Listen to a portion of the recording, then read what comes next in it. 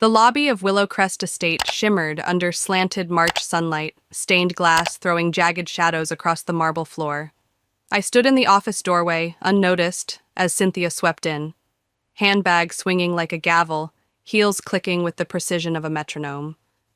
She was a vision of country club wrath, blonde hair quiffed to defy gravity, lips painted a shade that screamed boardroom, not sabotage.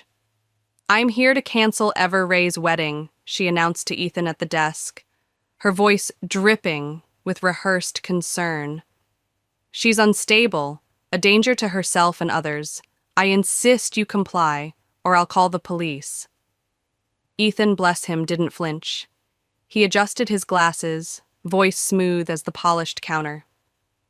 "Mrs. Lawson, there's a problem. We can't cancel Miss Ray's event." Cynthia's eyes narrowed, sensing resistance. "And why not?" she snapped, reaching for her bag, probably some forged document to seal her lie. Ethan leaned forward, pausing just long enough to let her stew. "Because," he said, "this is Miss Ray's property." The silence was glorious. Cynthia's face froze, a Picasso of smugness cracking into disbelief, then horror. Her knuckles whitened on the counter, and I swear I heard her perfect world creak. That's when I stepped out, cool as the spring breeze rustling the roses outside. "Surprised, Cynthia?" I asked, my smile a blade honed over 19 years. Karma's a theater, and I'd snagged the best seat. 3 days before my wedding, March 16th, 2025, I watched Cynthia Lawson, stepmother extraordinaire, realize she'd miscalculated. Badly. She thought she'd corner me, paint me as the unhinged girl she'd always claimed I was. Instead, she'd walked into my trap, and the curtain was rising. Her eyes darted, searching for an exit, but I wasn't done. "We need to talk," I said, calm as the estate's restored walls, steady as the ground she'd just lost. She swayed, her empire of lies teetering, and I savored every second. The audience, me, Ethan, the ghosts of Willow Crest, was hooked. The show was just beginning. I'm Ever-Ray, 29, the girl who turned a grandmother's fortune into a quiet empire, all while living in a downtown loft that screams thrift over trust fund. Most days, I manage properties, Willow Crest included, with a focus that keeps the past at bay. But the past? It's a stubborn shadow, and it started with Mom. She died when I was 8, breast cancer stealing her in slow, cruel bites. Margaret Ray was wild roses and warm laughs, the kind of woman who'd teach you strength isn't loud. It's true. 2 years later, Dad married Cynthia Lawson, and my world tilted. She swept in at 10, a hurricane in heels, all designer scarves and country club manners. Our home, once messy with love, got a makeover. Beige walls, crystal vases, a chill that wasn't just the air conditioning. "Ever, honey," she'd say, lips pursed like she'd tasted something sour. "No one will take you seriously like this." This could be my jeans, my curls, my dream of real estate over her precious law degree. Nothing was good enough, especially me. Dad, Michael, didn't fight it. He'd retreat to his study, leaving me to dodge her barbs alone. I was the stain she couldn't bleach, the kid who wouldn't bend. Then came Harper, born when I was 10, Cynthia's golden girl. Perfectly poised, utterly obedient, she was everything I wasn't, at least in Cynthia's eyes. Where I pushed for freedom, Harper followed the script. Ballet lessons, debutante balls, an engagement to some polo-playing heir from Cynthia's circle. I kept my distance, limiting family time to holidays and the occasional dinner, my inheritance a secret tucked behind a simple life. Grandma's will left me millions in real estate, but I didn't flaunt it. I built my own success, brick by brick, while Cynthia whispered I was troublesome, reckless, a problem she'd fix someday. She never saw me coming. Willow Crest, that historic beauty with a 3-year waiting list, was my ace. I bought it 2 years ago, restored its Victorian bones with my own hands and Grandma's money, the cash Cynthia swore I'd squander. She didn't know. No one did.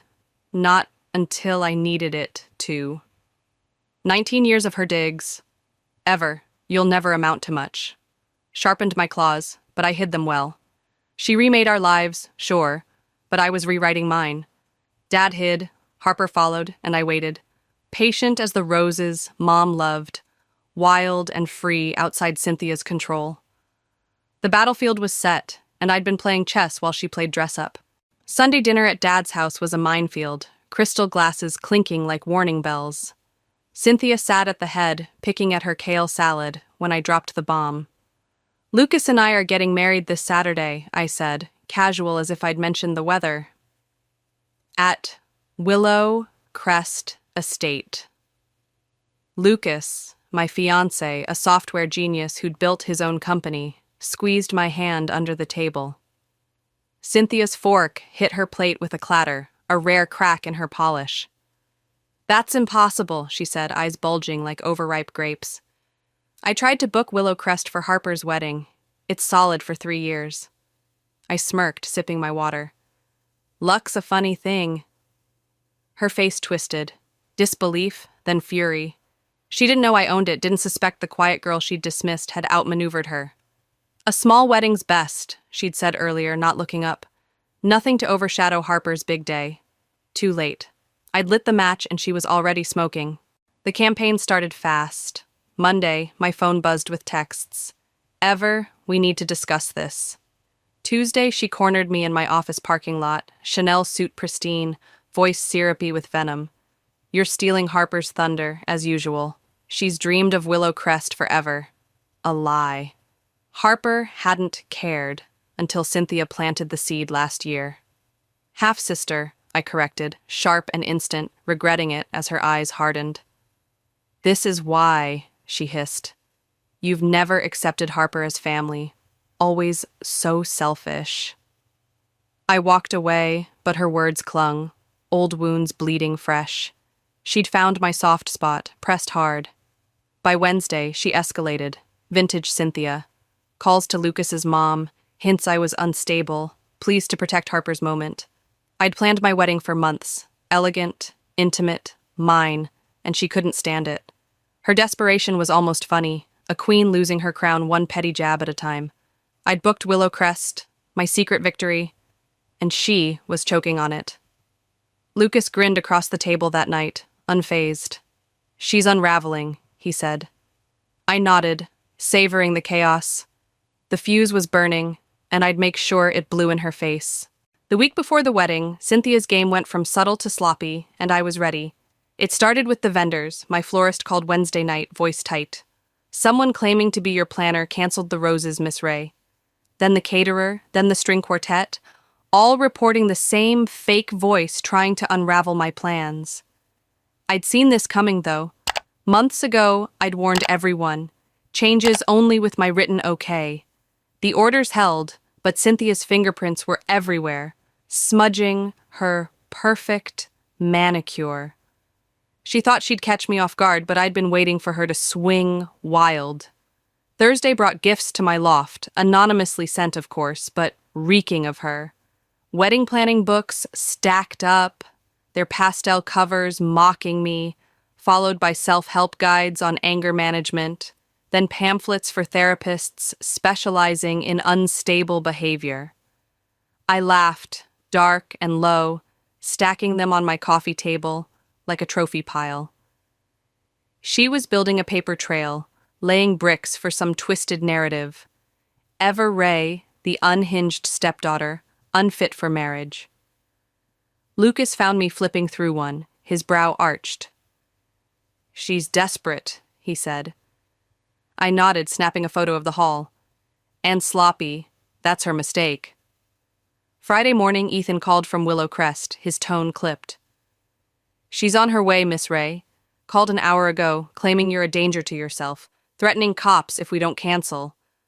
I closed my eyes, counting to 5, the pieces clicking into place. Let me guess, I said.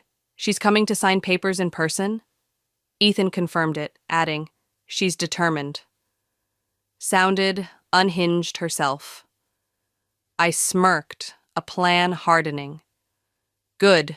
Let her come, Ethan. I'll be there. I'd been collecting evidence for years. 19 years of Cynthia's venom, preserved like a grudge ledger. Screenshots of her texts, recordings from old family dinners where she'd hissed I'd never amount to much. Emails to Harper's teachers suggesting I was a bad influence. The latest haul was gold. Voicemails to vendors, caught by my callback checks.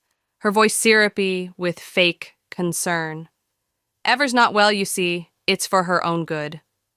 I transferred it all to my phone, a digital dagger, and drove to Willow Crest. The estate glowed in the afternoon light, its restored Victorian arches a testament to my quiet defiance. Parking out of sight, I slipped inside, ready to spring the trap. Cynthia thought I'd flinch, crumble under her lies. She didn't know I'd built a cage, and she was waltzing in, heels first. I stood behind the office door, watching the security feed as her silver Lexus pulled up, sleek and smug. She emerged, dressed for a board meeting, navy blazer, pearls, like she wasn't here to torch my life. My pulse thrummed, not with fear, but anticipation. She'd overplayed her hand, and I was about to call her bluff. The lobby waited, silent, as Ethan prepped his lines. 19 years of patience tightened into this moment, and I was steady as the stone beneath my feet. Cynthia strode into the Willow Crest lobby, heels echoing like gunfire on the marble, her handbag slamming onto the counter with a thud. "I'm Cynthia Lawson," she declared, voice sharp enough to cut glass. "I called about canceling Everray's wedding. She's not fit to marry, and I have proof." She reached for her bag, fishing for whatever forged nonsense she'd concocted. But Ethan didn't blink. He leaned forward, glasses glinting, and delivered the line we'd rehearsed. "Mrs. Lawson, there's an issue. We can't cancel Miss Ray's event." Cynthia's lips tightened, a predator sensing prey slipping away. "Why not?" she snapped. "Because," Ethan said, pausing just long enough to twist the knife, "this is her estate." The air stilled, absolute and electric. Cynthia's face collapsed, confusion, disbelief, then dawning horror washing over her like a tide. Her hand froze mid-reach, knuckles white, and I stepped out from the office, calm as the roses blooming outside. "Surprised, Cynthia?" I asked, my voice steady, a blade honed by years of her barbs. She swayed, clutching the counter, her empire of lies teetering on those ridiculous heels. "Ever!" she rasped, scrambling for footing. "This is impossible!" I tilted my head, savoring the crack in her facade. "Is it? I own Willow Crest, Cynthia. Bought it 2 years ago, restored it with Grandma's money, the cash you said I was too reckless to handle." Her eyes widened, a deer in headlights, and I pressed on, 19 years of suppressed fire spilling out. "You wanted it for Harper, didn't you? Too bad I got there first." She straightened, clawing for control. "I have documentation," she said, weaker now, fumbling with her bag again.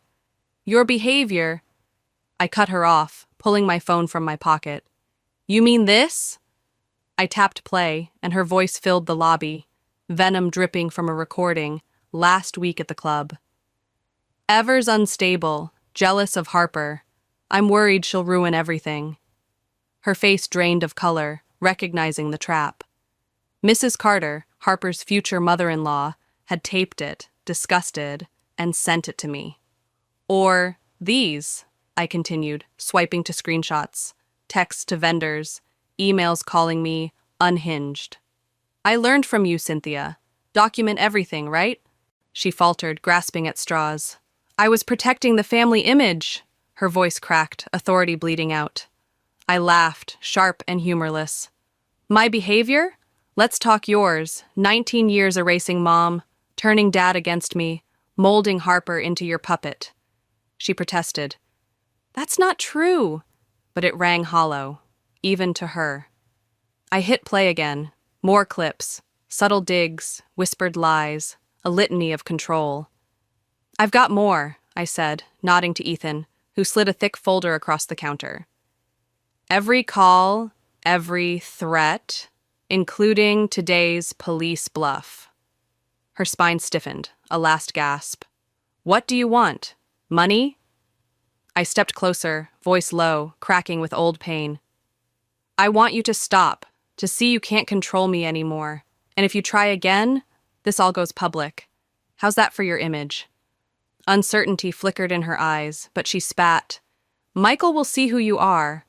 As if on cue, the lobby doors swung open, and Dad walked in, shoulders slumped, older than I'd ever seen him. "Cynthia," he said, quiet, heavy. "I got a call from Mrs. Carter. I've heard enough." She spun, composure shattering completely. "Michael, you can't—" He raised a hand, cutting her off. "Don't. Just don't." He turned to me, eyes wet with regret. "Ever, I'm sorry, sweetheart. I should have seen it sooner. Your mom would be so proud. This place, you." My throat tightened, tears pricking, and I nodded, unable to speak. "If you'll let me," he added, "I'd like to walk you down the aisle Saturday." I managed a shaky, "Yes." Cynthia's face hardened, but the fight was gone. "Michael, you're blind," she hissed, then fled, heels clicking a frantic retreat. Through the windows, her Lexus peeled out, leaving burnt rubber and silence. Her empire burned, and Dad's regret was the ash. I'd won, checkmate, but God, it hurt to watch. Ethan slipped away, giving us space, and Dad hugged me, a weight lifting. The trap had sprung, the reckoning complete, and Willow Crest stood witness, solid as my reclaimed truth. Saturday arrived, March 19th, 2025, and Willow Crest's ballroom glowed with candlelight, a warm hum of love filling the air. The confrontation with Cynthia was 3 days past, her absence a silent victory carved into the empty seat in the front row. I stood at the back, veil brushing my shoulders, Dad's arm steady under mine. He'd barely spoken since the lobby, his apology still echoing in my chest, but his grip said enough. Lucas waited ahead, his grin cutting through the nerves. A software nerd turned prince in a tailored suit. The quartet played, strings weaving Mom's favorite melody, and we stepped forward. The aisle stretched like a bridge, each step shedding 19 years of weight. Guests smiled. Friends, Lucas's family, a few cousins who'd dodged Cynthia's web, but Harper's presence hit hardest. She'd slipped in late, no fiancé in tow, her hug before the ceremony a whispered shock. "I'm sorry. Ever," she'd said, eyes red, the first crack in her puppet strings. I'd squeezed her back, too full to reply, and now she watched, a half-sister finding her footing. Dad's breath hitched as we passed Cynthia's chair, his regret a quiet ache. But he straightened, guiding me to Lucas with a nod that felt like absolution. The vows were simple, ours. Lucas promising to debug my chaos, me vowing to anchor his dreams. Laughter rippled, then silence as we kissed, the room fading until it was just us. The reception blurred, dancing, toasts, cake. But later, I slipped away, climbing to the rooftop terrace, my favorite perch. The city sparkled below, stars piercing the dusk, and I breathed deep, the first free air in decades. Cynthia's chains, her digs, her lies, dissolved under that sky, and I felt Mom's wild roses in my bones, untamed at last. Lucas found me, his arms sliding around my waist, warm and sure. "Everything okay?" he murmured, chin on my shoulder. I leaned back, the estate's silhouette framing us, its restored arches a testament to my fight. "Yeah," I said, voice soft, steady. "For the first time in 19 years, it really is." He didn't push, just held me, and we watched the night unfold. Harper mingling below, Dad laughing with Lucas's dad, a family remade without her shadow. The triumph wasn't loud, no trumpets or cheers, but quiet, deep, a wound stitched, closed. Willow Crest held us close, its walls whispering peace, and Cynthia's absence was a gift heavier than her presence ever was. Months later, Willow Crest stood stronger, its halls a gallery of other couples' perfect days, but its soul was mine. Dad moved out 2 weeks after the wedding, his bags packed in silence while Cynthia raged. Their divorce finalized by September, a clean cut. She got her settlement, a chunk of cash to polish her fading crown, but lost what she'd prized most: control. Harper drifted free too, marrying next spring on a windswept beach, no country club in sight. She'd picked the spot herself, texting me a photo of her barefoot in the sand, captioned, "My choice." I smiled, replying, "Good for you," and meant it. She was learning her voice, step by shaky step. I still ran the estate, late nights tracing its restored corridors, fingers brushing wood I'd sanded, walls I'd painted. Cynthia drove by sometimes, her Lexus slowing as she stared, then speeding off. Word from the club was she'd spun a tale, claimed she'd let me have Willow Crest, her idea all along. I didn't care. We both knew the truth, etched in every brick, every call she'd made to sabotage me. That was enough. But the estate grew beyond her shadow. A new piece added in June, a garden plaque beside a rose bush, wild and free like Mom's. It read, "For Margaret Ray, who taught strength in truth." And I'd touch it, feeling her in the thorns, the blooms. One afternoon, a young bride toured the grounds, her eyes bright but tired. "My mother-in-law's a nightmare," she confessed as we walked, her voice low. "Wants to pick everything, dress, flowers, even the vows." I paused by the roses, the plaque glinting in the sun, and saw myself in her, 19 years of fighting reflected back. "I get it," I said, tone warm, steady.